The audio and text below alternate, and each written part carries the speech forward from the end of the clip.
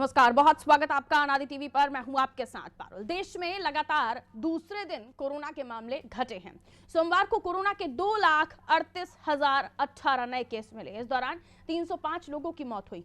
1,57,421 मरीज ठीक भी हुए। तो क्या टेस्टिंग कम होने की वजह से कोरोना के ग्राफ में गिरावट आ रही है, या फिर दिल्ली और मुंबई में कोरोना की पीक गुजर चुकी है? और आखिर चुनावी राज्य उत्तर प्रदेश में टेस्टिंग में कमी क्यों की गई है? मध्य प्रदेश और छत्तीसगढ़ की सरकारें आखिर कोरोना पर लगाम लगाने के लिए क्या कोशिशें कर रही हैं? अनादि विशेष में आज इन तमाम सवालों पर होगी बात। आप देखते रहिए अनादि टीवी।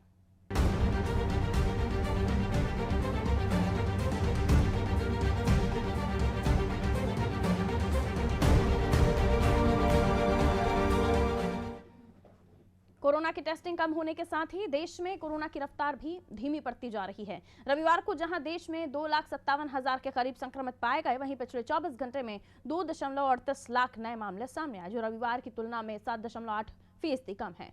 देश को दो सबसे बड़े हॉटस्पॉट दिल्ली और मुंबई में भी टेस्टिंग कम होने की वजह से कोरोना के नए केसों में कमी देखने को मिल रही है। हालांकि मध्य प्रदेश, छत्तीसगढ़ और चुनावी राज्य उत्तर प्रदेश में कोरोना की बढ़ती रफ्तार ने सरकार की टेंशन बढ़ा दी है। बात करें मध्य प्रदेश की, तो यहाँ पिछले 24 घंटे में रिकॉर्ड 7,154 नए पॉजिटिव मरीज मिले हैं। पॉजिटिविटी रेट भी बढ़ गया है 9.72%। और प्रदेश में सबसे ज्यादा इंदौर की बात होगी तो इंदौर में 2,106 और भोपाल में 1,349 पॉजिटिव मरीज मिले हैं। इस दौरान इंदौर जो है इंदौर में एक संक्रमित की मौत हो चुकी है। इसके अलावा भोपाल संभागायुक्त गुलशन बामरा और राघवगढ़ विधायक जयवर्धन सिंह भी कोरोना की चपेट में आ गए हैं। छत्तीसगढ़ राज्य में भी कोरोना जानलेवा साबित हो रहा है। पिछले 24 घंटे में यहाँ 4,574 कोरोना संक्रमितों की पुष्टि हुई है, जबकि 10 लोगों की मौत हुई। अकेले बिलासपुर में 5 कोरोना संक्रमितों की मौत हुई। खुद स्कूल शिक्षा मंत्री डॉक्टर प्रेमसाय सिंह टेकाम कोरोना संक्रमण की चपेट में है। तो चुनावी राज्य उत्तर प्रदेश में बीते 24 घंटे में कोरोना के 15,622 मामले सामने आ चुके हैं। हालांकि उत्तर प्रदेश में भी टेस्टिंग घटा दी गई है। यहाँ रविवार को जहां 2,57,000 टेस्ट हुए, जबकि सोमवार को 1,50,000 टेस्ट किए गए। 24 घंटे में कोरोना के 7,154 नए प्रकरण आए हैं, जबकि ठीक होकर अपने घरों की ओर जाने वाले 2,675 लोग हैं। संपूर्ण प्रदेश में एक्टिव केस 39,450 वर्तमान में है। संक्रमण दर हमारी 9.76 है, जबकि रिकवरी दर 93.91 93.91 है। कल प्रदेश के अंदर 73,335 सैंपल लिए गए हैं। कल हमारे जो पुलिस के जवान हैं 117 लोग संक्रमित पाए गए हैं। अब पुलिस के एक्टिव केसों की संख्या 655 संपूर्ण प्रदेश में है। तो संकट बढ़ाता कोरोना, टेस्टिंग कम होने की वजह से मरीजों की संख्या कम आना, या फिर दिल्ली और महाराष्ट्र में जो पीक है वो गुजर चुका है, इसलिए यहां पर भी आंकड़े कम आने लगे हैं। हालांकि टेस्टिंग क्यों कम हो रही है? अगर नेगेटिव टेस्टिंग होगी तो नेगेटिव आएंगे मामले, ऑटोमेटिकली पॉजिटिविटी रेट पता चल जाएगी। तो टेस्टिंग कम होना एक कारण है कि इस वजह से मरीज कम समझ में आ रहे हैं, या जो आंकड़े हैं वो मरीजों के घट रहे हैं। ऐसा है नहीं कि कोरोना चला गया है। चलिए, विवेक हमारे साथ जुड़े हुए हैं भोपाल से, हमें और भी जानकारी देंगे। विवेक, संकट तो है, और संकट ये है कि जो सबसे इम्पॉर्टेंट चीज़ है वो है टेस्टिंग। जब टेस्टिंग होगी तभी तो पॉजिटिव नेगेटिव पता चलेगा। और टेस्टिंग की अगर दर जो है, या फिर जो जितने अब तक टेस्ट हो रहे थे 2 लाख के पार, वो कम होकर 1 लाख के पार पहुंचे हैं। जाहिर है जब टेस्टिंग नहीं होगी, मरीज मिलेंगे नहीं, वो खुद कैरियर बनकर काम करते रहेंगे, उनको पता ही नहीं है कि वो कोरोना मरीज हैं। एक ब्लास्ट आने वाले समय में हो सकता है अगर यही हालात रहे, क्योंकि फिर जो पीड़ित है या कोरोना पॉजिटिव है, जैसे पता नहीं, उसकी तबीयत बिगड़ेगी, वो आइसोलेट नहीं हो रहा है, वो अपना ट्रीटमेंट नहीं करा रहा है। टेस्टिंग नहीं तो बहुत कुछ हो सकता है। देखिए, मध्य प्रदेश में टेस्टिंग तेजी से करने और अधिक से अधिक टेस्टिंग करने को लेकर मुख्यमंत्री शिवराज सिंह चौहान ने स्वास्थ्य विभाग को निर्देश दिए थे। लिहाजा इस निर्देश का अमल जो है वो धरातल पे नहीं देखने के लिए मिल रहा है। खास तौर पर जो बॉर्डर से, मध्य प्रदेश के जो बॉर्डर से एरिया जो लगे हुए हैं, जो राज्य जुड़े हैं और वहां से आने वाले जो लोग हैं, उनकी टेस्टिंग और सैंपलिंग ना के बराबर हो रही है।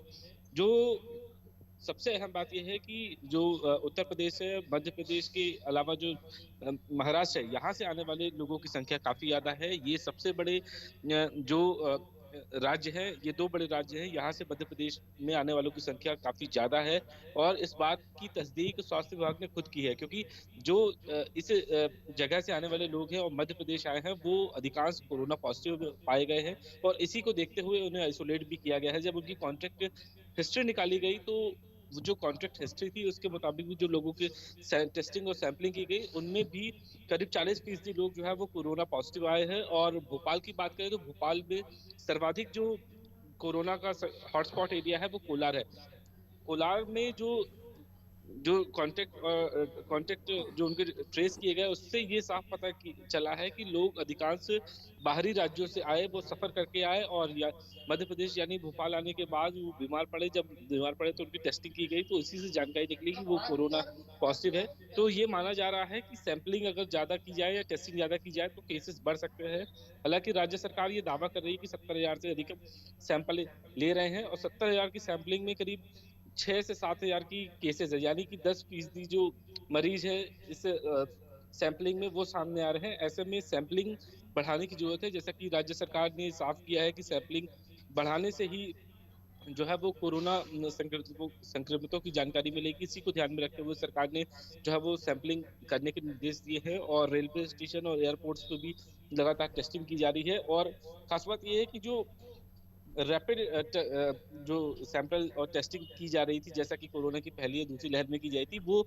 इस तीसरी लहर में नहीं की जा रही है। और बेहद गंभीर बात यह है कि जो लोग जो खुद से ही जो कोरोना किट के माध्यम से टेस्ट कर रहे हैं, उसकी जानकारी सरकार तक नहीं पहुंच पा रही। हालांकि जो दावा किया जा रहा है कि लोग अधिकतर जो कोरोना पॉजिटिव होने के बाद आइसोलेट हो रहे हैं और घर पे ही इलाज करा रहे हैं। अस्पताल में कई राज्यों की तुलना में सिर्फ मध्य प्रदेश में 2% ही मरीज कोरोना पॉजिटिव जो है वो भर्ती किए जा रहे हैं। जो 98% है वो लोग घर पे ही इलाज करा रहे हैं और उनकी हालत भी बेहतर है। हालांकि दूसरी लहर की अपेक्षा तीसरी लहर में डेथ रेट काफी कम है, ना के बराबर है। सिर्फ 1% ही यहाँ पे मौतें हुई है पिछले 4-5 जो हफ्ते हैं जो तीसरी लहर की जब से शुरुआत हुई है उस दौरान भोपाल में भी अब तक कम ही मौत हुई है। तो माना जा रहा है कि लगातार जो है वो कोरोना स्थिति में है। और जो बेहद जरूरी बात यह है कि सरकार जो है ये इस बात को लेकर सबसे ज्यादा चिंतित है कि बच्चों में जो है वो केसेस सामने आए हैं।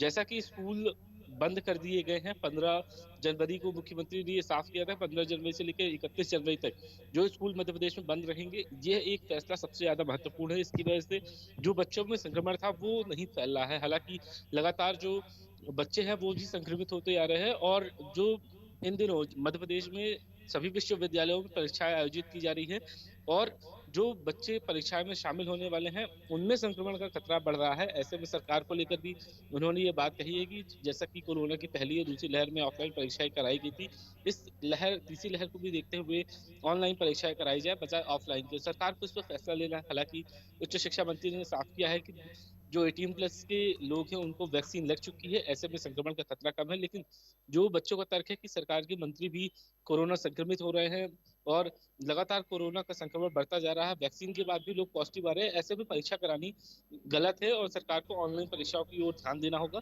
जहां तक बात सरकार की है, सरकार अभी किसी तरीके से राज्य में रिस्ट्रिक्शन के मूड में भी नहीं है। जो बेहद जरूरी बात है, कई राज्यों ने वीकेंड लॉकडाउन जैसी वीकेंड कर्फ्यू लगा दिया है, लेकिन मध्य प्रदेश में ऐसी कोई अभी तक जो है वो स्थिति देखने के लिए नहीं मिली। हालांकि सरकार जो है 20 जनवरी को प्रदेश के सभी कलेक्टर कमिश्नर के साथ चर्चा करने वाली है, उस पर साफ हो जाएगा कि जिलों में क्या स्थिति है। हालांकि सरकार ये भी दावा कर रही है कि जिस तरीके से कोरोना की दूसरी लहर में अव्यवस्था देखने के लिए मिली थी, ऑक्सीजन बेड और वेंटिलेटर और ऑक्सीजन की व्यवस्था को लेकर सरकार में अफरा तफरी बची थी। लोग काफी ज्यादा परेशान थे, मरीज काफी ज्यादा दिक्कतों का सामना किया था। ऐसे में सरकार ने का ये दावा है कि मध्य प्रदेश में सभी स्वास्थ्य व्यवस्थाएं बेहतर है और अभी जो मौजूदा स्थिति है ऑक्सीजन बेड और वेंटिलेटर सहित जो आईसीयू है वो पूरी तरीके से प्रिपेयर है। अभी ऐसी स्थिति देखने के लिए नहीं मिल रही है कि लोग जो है वो अस्पतालों की ओर रुख कर रहे हैं इलाज के लिए। लेकिन जो बड़ी बात यह है कि अभी भी केसेस इतनी तेजी से बढ़ रहे हैं, तो ये माना जा रहा है कि जनवरी के आखिरी तक जो अभी केसेस है इनकी संख्या दोगुनी हो जाएगी। और जो सरकार अभी हाल ही में जो परीक्षाएं आयोजित करने वाली है, जैसे कि व्यापम पीबी परीक्षा आयोजित करवा रहा है, उसमें भी जो कोरोना के केसेस हैं वो भी देखने के लिए मिल रहे हैं, लोग संक्रमित हो रहे हैं।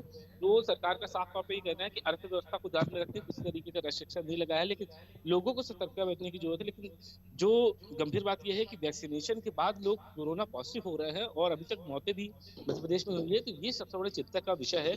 हालांकि सरकार ये कहती है कि ये वैक्सीन जो है वो कोविड के लिए है, लेकिन ये सिर्फ इम्यूनिटी बूस्टर के तौर पर साबित हो रही है। अभी तक कोरोना की वैक्सीन जो है वो नहीं आई है। ये भी एक जो आज मुख्यमंत्री समीक्षा कर रहे हैं, वो ये इस बात की ओर जो इशारा किया जा रहा है कि मध्य प्रदेश में फरवरी के अंत तक कोरोना जो है पूरी तरीके से समाप्त हो जाएगा। ऐसा सिर्फ अनुमान है, ये सिर्फ जो अभी तक की जो आईसीएमआर की जो रिपोर्ट्स आई है और जो WHO की मान्यताएं हैं, उसके मुताबिक ये राज्य सरकार जरूर दावा कर सकती है कि फरवरी के अंत तक कोरोना जो है वो कम हो सकता है, खत्म भी हो सकता है। लेकिन जैसा कि लेकिन जो स्टेप्स लिए जा रहे हैं विवेक, जैसे अब स्कूल्स जो प्री बोर्ड एग्जाम्स होने हैं 12th 11th के, उनको कहा जा रहा है कि आप स्कूल से पेपर कलेक्ट करिए, जबकि इसी के इतर हमने देखा है कि जो पेपर है, आप जाहिर सी बात है कि एक स्टूडेंट को ही देंगे, उसको पर्सनली मिलेगा वो पेपर, और वो प्री बोर्ड का एग्जाम है, तो स्कूल से आकर पेपर कलेक्ट करना। ऐसे ही कई स्कूलों में टीचर्स या प्रबंधन का ये कहना है कि एग्जाम से पहले अपनी कॉपियां सबमिट कराइए।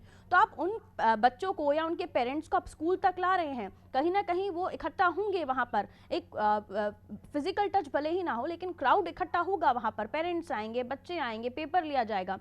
और यही एग्जाम्स की बात हम कर रहे हैं तो जबलपुर में हमने देखा कि जो कॉलेज के स्टूडेंट्स हैं उन्होंने प्रदर्शन किया, विरोध किया कि ऑनलाइन एग्जाम्स लिए जाएं, और यही स्टूडेंट्स खुद ही कोरोना गाइडलाइन का उल्लंघन कर रहे थे, क्योंकि काफ़ी तादाद में बगैर मास्क के तमाम स्टूडेंट प्रदर्शन कर रहे थे।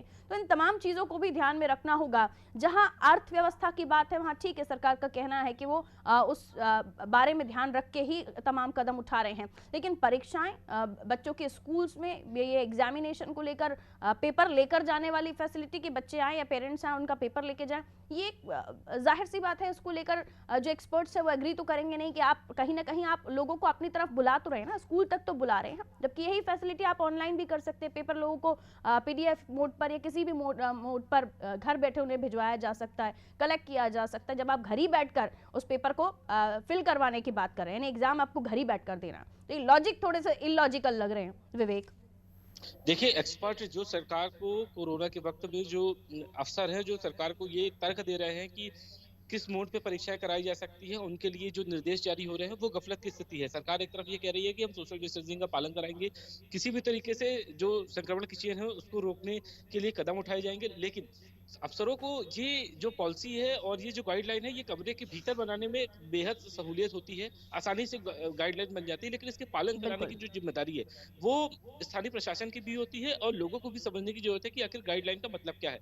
अभी हाल ही में सरकार ने एक ऑर्डर जारी किया है, यह ऑर्डर जो है वो जो घर में ऑनलाइन बच्चे पढ़ाई कर रहे हैं स्कूल के, उनके लिए आदेश है। उसमें सरकार ने ये लिखा है कि हमारा विद्यालय हमारा घर हमारा विद्यालय, ये मिशन के तहत पढ़ाई होगी। उसमें ये कहा गया है कि बच्चे जब स्कूल में पढ़ते हैं तो उनके लिए बेल बजती है, लेकिन जब घर में पढ़ेंगे तो थाली और जो घंटी बजेगी। ये सरकार के ऐसे कई जो फैसले हैं वो बड़े ही मतलब अजीब तर्क देते हुए वो बच्चों पर लादा जा रहा है।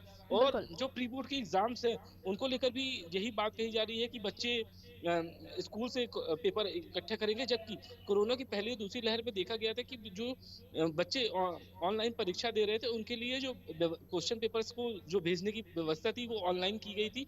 और अब जो तीसरी लहर के देखते हुए प्री बोर्ड में जो परीक्षा होने वाली है उसको भी ऑनलाइन कराया जा रहा है, यानी कि ऑफ मतलब घर बैठे बच्चे परीक्षा देंगे, लेकिन उन्हें स्कूल में पेपर लेने के लिए आना पड़ेगा। तो ये जरा सा गफलत की स्थिति है, इनको स्पष्ट करना चाहिए। मैं वही समझना चाह रही थी आपसे कि आखिर इसको लेकर आपका क्या नजरिया है। बहुत शुक्रिया विवेक जानकारी देने के लिए। तो स्टूडेंट्स के ऊपर भी खतरा है, कॉलेज में जो पढ़ रहे हैं बच्चे उनको एग्जाम्स को लेकर भी कहा जा रहा है, जिसको लेकर प्रदर्शन भी हो रहे हैं प्रदेश में अलग अलग कॉलेजेस में। खासतौर पर कल की जो तस्वीर रही जबलपुर से कि कॉलेज में ही जो स्टूडेंट्स हैं वो प्रदर्शन कर रहे थे। यही हाल मध्य प्रदेश के कई ऐसे अंचलों का है जहाँ पर कोरोना को लेकर टेस्टिंग की बात जब कही जा रही तो क्या टेस्टिंग को लेकर आंकड़े, यानी टेस्टिंग का जो आंकड़ा है वो कम क्यों हो रहा है। टेस्टिंग बढ़नी चाहिए, जितनी ज़्यादा टेस्टिंग हो सके उतना ज़्यादा अच्छा है। जितने लोग ज़्यादा टेस्टिंग कराएंगे उससे ही पता चलेगा कि कोरोना किसी को है या नहीं, और समय रहते पता चल जाएगा तो उस व्यक्ति को भी ज़्यादा नुकसान नहीं होगा कोरोना से, और वो घर पर आइसोलेट हो जाएगा तो किसी और को भी कोरोना नहीं देगा। लेकिन ये पूरा जो मसला है आकर टेस्टिंग पर टिकता है, और टेस्टिंग अगर कम होती है तो ये तमाम चीजें बिगड़ती हुई चली जाएंगी। आंकड़ों पर नजर डालिए तो रविवार को जो आंकड़े आए 2,57,000 के करीब संक्रमित पाए गए कोरोना से जो लोग संक्रमित हुए, और पिछले 24 घंटे की बात हम कर रहे हैं तो 2,38,000 ये केसेस सामने आए। पॉजिटिविटी रेट बढ़ रही है। छत्तीसगढ़ में भी खुद प्रेम साय साहब पॉजिटिव हो गए हैं, यहाँ मध्य प्रदेश में जयवर्धन सिंह को पॉजिटिव हो गए हैं। किसी को नहीं छोड़ रहा ये कोरोना। छत्तीसगढ़ से भुजेंद्र हमारे साथ बने हुए, में छत्तीसगढ़ के बारे में जानकारी देंगे। छत्तीसगढ़ में भी हम देख रहे हैं भुजेंद्र 4,000 से ज्यादा केसेस, 4,500 से ज्यादा केसेस 24 घंटे में निकलकर सामने आ चुके हैं, जिसमें खुद प्रेम साय सिंह टेकाम स्कूल शिक्षा मंत्री हैं, ये पॉजिटिव पाए गए हैं। टेस्टिंग को लेकर आंकड़े कम आ रहे हैं। टेस्टिंग नहीं तो भला कैसे पता चलेगा कि कोरोना पॉजिटिव है या नहीं? टेस्टिंग कम हो रही है, लोग टेस्टिंग नहीं करा रहे हैं, लोग इसे नहीं समझ रहे हैं, क्या वजह देख रहे हैं? जी पारुल, बता दूं छत्तीसगढ़ में भी टेस्टिंग के दरों में काफी कमी आई है। लगातार छत्तीसगढ़ में कोरोना मरीजों की संख्या में वृद्धि हुई थी। बात करें तो बीते 24 घंटों में छत्तीसगढ़ में 4,574 नए कोरोना के मरीज सामने आए। सर्वाधिक मरीज रायपुर से निकल कर आ रहे हैं। सबसे बड़ी बात यह है पारुल कि इसमें जो कोरोना के जितने भी केस सामने आ रहे हैं उसमें सबसे ज्यादा जो संख्या आ रही है वो आ रहे हैं और डॉक्टर्स के आ रहे हैं, साथ में स्वास्थ्य कर्मियों के आ रहे हैं, साथ में कई बड़े बड़े लोगों के भी नाम सामने आए। अभी शिक्षा मंत्री प्रेम साय सिंह टेकाम भी कोरोना पॉजिटिव पाए गए हैं। सर्वाधिक मरीज रोज रायपुर से निकल कर आ रहे हैं और रिकवरी रेट भी छत्तीसगढ़ की अन्य राज्यों की तुलना में काफी अच्छा है। 24 घंटों में 5,000 के आसपास मरीज स्वस्थ भी हुए हैं कोरोना से लेके। कोरोना में अभी छत्तीसगढ़ की स्थिति लगातार जो दूसरे लहर जैसी स्थिति बन चुकी है। लगातार जो रेशियो निकल के आ रहा है 12% के पार छत्तीसगढ़ में अभी कोरोना मरीजों की संख्या है। लगातार यहाँ पे मरीजों की संख्या में वृद्धि हो रही है, साथ ही रिकवरी रेट भी काफी अच्छा है। तो ये कह सकते हैं कि छत्तीसगढ़ में कोरोना संक्रमण पैर तो पसार रहा है, लेकिन राज्य शासन ने जो व्यवस्थाएं की है जिसके चलते कोरोना संक्रमण यहाँ अभी उस तरीके से नहीं फैल पा रहा है। साथ ही लोग होम आइसोलेशन में अपना इलाज करा पा रहे हैं। पर बिल्कुल, ये अच्छी बात है कि इस बार हम देख रहे हैं कि बहुत ज़्यादा स्थिति खराब नहीं हो रही है किसी मरीज़ की, अगर उसे पॉजिटिव कोरोना पॉजिटिव होता भी है तो, और होम आइसोलेशन में ही वो ठीक हो पा रहा है। लेकिन बात वही जिसको लेकर हम लगातार चर्चा कर रहे हैं, मरीजों की संख्या बढ़ रही है, टेस्टिंग कम हो रही है। स्कूल्स को लेकर अब किस तरह के आदेश हैं वहाँ पर, क्योंकि हाँ मध्य प्रदेश की बात करते हैं तो मध्य प्रदेश में तो अभी फ़िलहाल स्कूलों को बंद किया गया है और बच्चों को डोज लगाना यानी वैक्सीन लगाना, और यहाँ प्री बोर्ड के एग्ज़ाम्स के लिए भी ये बताया जा रहा है कि आपको प्री बोर्ड का पेपर लेने स्कूल जाना पड़ेगा। तो ये तमाम चीज़ों को लेकर वहाँ पर स्थिति क्या बनी हुई है भुजेंद्र? जी परुल, मैं बता दूं छत्तीसगढ़ में अभी फिलहाल जो जिन जिन जिलों पे राज्य सरकार ने एक आदेश जारी किया है, आदेश जारी करने के बाद बताया गया है कि जिन जिलों में राज्य के जिन जिलों में पॉजिटिव रेट का प्रतिशत 4% से अधिक होगा तो उस जिलों में स्कूल, कॉलेज, आंगनबाड़ी सारे संस्थाएं बंद कर दी जाएगी। आपको बता दूं कि पूरे छत्तीसगढ़ में जो कॉलेज है, विश्वविद्यालय, वो सारे बंद कर दिए गए हैं। ऑनलाइन परीक्षाएं भी आयोजित की जाएंगी। 10वीं 12वीं की परीक्षाओं की कुछ दिनों में शेड्यूल जारी हो जाएगी, वो भी ऑनलाइन किया जाएगा। बात करें स्कूल की नियमित कक्षाएं जो है वो छत्तीसगढ़ में अभी भी जिन जिलों में पॉजिटिव रेट 4% से कम है वहाँ पे अभी भी स्कूलें लग रही हैं, स्कूलें खुल रही हैं। आंगनबाड़ी बस को बंद कर दिया क्योंकि आंगनबाड़ी में छोटे बच्चे जाते हैं और स्कूलों में अभी भी स्कूल लग रहे हैं और जहाँ पे पॉजिटिव रेट 4% से कम है वो उन जगहों, उन जिलों पर स्कूल अभी भी खुले हुए हैं। बात करें स्वास्थ्य विभाग की, स्वास्थ्य विभाग भी कोरोना को लेकर काफी सतर्क है। छत्तीसगढ़ में लगातार वैक्सीनेशन को लेकर छत्तीसगढ़ में लगातार टीकाकरण महाअभियान चलाया जा रहा है। छत्तीसगढ़ में अलग अलग तरीके से वैक्सीनेशन का कार्य किया जा रहा है। जो लोग स्वास्थ्य केंद्र तक नहीं पहुंच पा रहा है तो स्वास्थ्य कर्मी उनके घरों तक पहुंच के टीकाकरण कर रहे हैं। इसलिए छत्तीसगढ़ का काफी अच्छा टारगेट पूरा कर लिया है टीकाकरण को लेकर। साथ ही ये बताएं, बहुत शुक्रिया भुजेंद्र जानकारी देने के लिए। तो देखिए अलग अलग जगहों से जो आंकड़े आए, देखिए जो हमें भुजेंद्र जानकारी भी दे रहे थे कि वहाँ पर ख़ासतौर पर स्टूडेंट्स को लेकर, उनकी परीक्षाओं को लेकर व्यवस्था ऑनलाइन कर दी गई है, सबसे अच्छी बात है। और किसी तरह का इंटरेक्शन या फिर पेपर लेने जाना, कॉपियाँ देने जाना, ऐसा कुछ भी नहीं है। ये इलॉजिकल चीज़ है जिसको लेकर के आप कह रहे हैं कि एग्ज़ाम देने तो मत आइए, लेकिन फिर भी स्कूल आइए या कॉलेज आइए और आप वहाँ पर अपना पेपर लीजिए, आप प्री बोर्ड के एग्ज़ाम्स का पेपर लीजिए, फिर घर जाकर भरिए। ये बच्चा तो आप बुला ही रहे हैं ना, स्कूल स्टूडेंट को तो बुला ही रहे हैं या उनके अभिभावकों को बुला रहे हैं, तो कहीं ना कहीं घरों से निकलना तो उन्हें पड़ेगा ही। ये मध्य प्रदेश की स्थिति थी। अब हम छत्तीसगढ़ की बात करें तो भूजेंद्र ने अपडेट किया कि देखिए वहाँ पर तो सारी व्यवस्था स्कूल स्टूडेंट्स या एग्जामिनेशन को लेकर ऑनलाइन कर दी गई है। सबसे अच्छी बात है क्योंकि जिस तरह से आंकड़े बढ़ रहे हैं, बच्चे अभी 15 से 18 की एज के जो हैं उन्हें ही डोजेज मिल पा रहे हैं, बाकी छोटे बच्चे उनको लेकर भी बहुत ध्यान रखने की ज़रूरत है कि पढ़ाई भी प्रभावित ना हो और समय रहते उन्हें कोरोना से भी बचाया जा सके। अब हम उत्तर प्रदेश की बात करेंगे। अशफाक हमारे साथ बने हुए हैं। चुनावी राज्य है उत्तर प्रदेश, लगातार वहाँ पर लोग एक्टिव हैं चुनाव को लेकर, लेकिन मजबूरी उनकी यह है कि चुनाव आयोग ने कह दिया है कि रैलियां या इस तरह का कोई भी आप प्रचार प्रसार नहीं कर सकते जिससे आप फिजिकली जो मतदाता है या जो क्राउड है उसके आप इंटरेक्ट हों। अशफाक हमारे साथ बने हुए 15,622 नए मामले निकलकर सामने आए हैं अशफाक, और टेस्टिंग का जो क्राइटेरिया है वो कम हो रहा है। टेस्टिंग कम होना यानी पता ही नहीं चलना कि मरीज कम है या ज़्यादा हैं या कितने मरीजों को अभी संक्रमण है। कई लोग करवा नहीं रहे हैं या फिर सरकार नहीं कर पा रही है, उतना उनके पास व्यवस्था नहीं है, अमला नहीं है। वजह क्या है, टेस्टिंग क्यों कम हो रही है? देखिए, मैं आपको बताऊं कि उत्तर प्रदेश में जो 15,000 के आंकड़े हैं ये पिछले 24 घंटे के हैं कोरोना के। और दूसरी बात ये कि जो आप टेस्टिंग की बात कर रहे हैं, दरअसल उत्तर प्रदेश में चुनावी माहौल है और तकरीबन जो जिला प्रशासन है, तमाम जो प्रशासनिक अमला है वो चुनाव की तैयारियों में लगा हुआ है। स्वास्थ्य विभाग का जो सपोर्टिव जो हैंड होता है, जिला प्रशासन या दूसरे लोग जो होते हैं वो फिलहाल उनका साथ नहीं दे रहे। जो स्वास्थ्य अधिकारी, उनका ये कहना है कि जो बाकी जो लोग हैं, जो टेस्टिंग के लिए लोग आने चाहिए, वो भी चुनाव में बिजी है, इसलिए टेस्टिंग का आंकड़ा लगातार घट रहा है। और ये जो है दिक्कत इस बात की है कि अगर ये टेस्टिंग का आंकड़ा 1 लाख के आसपास आ जाता है तो काफी दिक्कत होगी जो है वो सही जो रिपोर्टिंग है कोरोना की देने के लिए। क्योंकि जिस तरह से कोरोना शुरू में बढ़ रहा था और हम लोगों को ये उम्मीद लग रही थी कि टेस्टिंग के आंकड़े बढ़ाए जाएंगे, और आंकड़े अगर घट रहे हैं तो ये कहीं ना कहीं जो है सरकारी अमला जो है इस पर जवाबदेह तय होती है उस पर। बिल्कुल अशफाक, अब ऐसा हम आने वाले समय में वो तस्वीर ना देखें जो हमने पहले देखी है, क्योंकि अमला कहीं और व्यस्त हो जाता है तो स्वास्थ्य व्यवस्थाओं पर उतना ध्यान नहीं दिया जाता, आपने भी बताया। और अगर स्वास्थ्य व्यवस्थाओं पर अभी ध्यान नहीं दिया जाएगा, जो लोग हैं उनकी टेस्टिंग नहीं होगी, वैक्सीनेशन को लेकर अमला मौजूद नहीं होगा, तो ये गलतियाँ जो पहले भी हो चुकी हैं ये दोबारा ही तो हो रही हैं। फिर आगे किसको जिम्मेदार माना जाए? देखिए, ये जो है एक तरफ जो है उत्तर प्रदेश का चुनाव है, दूसरी तरफ जो है स्वास्थ्य विभाग और कोरोना है। सवाल इस बात का है कि इस पीरियड में चुनाव को कैसे कराया जाए। चुनाव आयोग ने कुछ प्रतिबंध लगा दिया है, लेकिन मैं आपको बताऊं कि चुनाव में जो फील्ड पर जब आप नजर डालते हैं तो कहीं जो है राजधानी को अगर हम छोड़ दें या 2-4 और जगहों को छोड़ दें तो प्रोटोकॉल का जो पालन है वो कहीं लगता जो है वो दिखाई नहीं दे रहा है। पहली चीज। दूसरी चीज ये है कि सरकारी अमला भी बहुत जोर जबरदस्ती नहीं करना चाहता, जैसा कि पहले लॉकडाउन में किया गया था या दूसरे लॉकडाउन में किया गया था।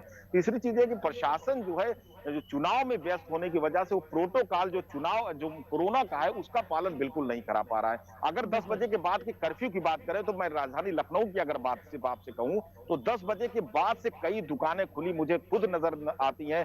कई बार हम लोग भ्रमण करते देखते हैं, लोग नजर आ रहे हैं। तो जो जरूरत के लिए जो लोगों को निकलना चाहिए ऐसा कुछ नहीं है। आम लोग बहुत आसानी से निकल रहे हैं और जो चौराहों पर पहले चेकिंग लगाई जाती थी वो बिल्कुल नजर नहीं आ रही है राजधानी खाना पूर्ति महज के लिए लॉकडाउन या कर्फ्यू जैसे शब्द को हम सुन रहे हैं यूपी में, धरातल पर वैसी कोई स्थिति नहीं है।